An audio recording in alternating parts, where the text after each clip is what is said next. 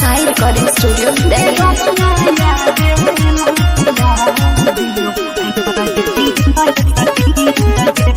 singing by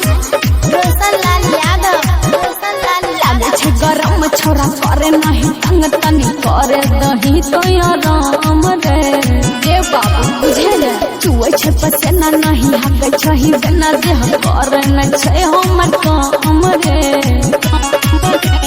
उठ चला हरवा सुन रे यारवा उठ चला हरवा सुन रे यारवा हक छिकाले दिन रे गे रोटियां याबे ना पिलाई दियो एनर्जी दिरी मय सकीन गे अच्छा गे रोटियां याबे ना पिलाई दियो एनर्जी दिरी मय सकीन गे किलो बाबू पल्लवी रिकॉर्डिंग स्टूडियो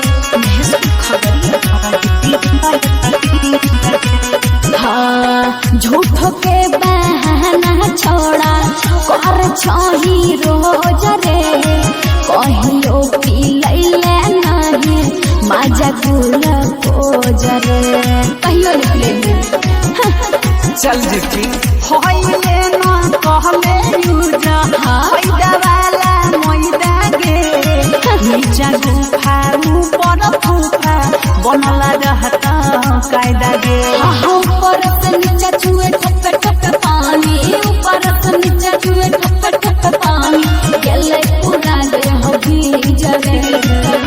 गे रोनिया याबे ना पिलाई दियो एनर्जी दिरी मय सकीन गे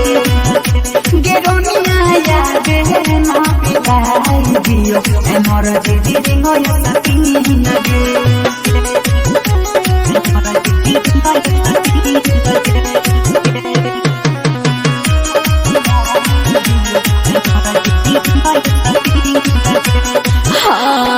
गोला गोला बात नहीं एहना पतिया गुंजे से गुंजन रोशन हमरा नहीं पोलावे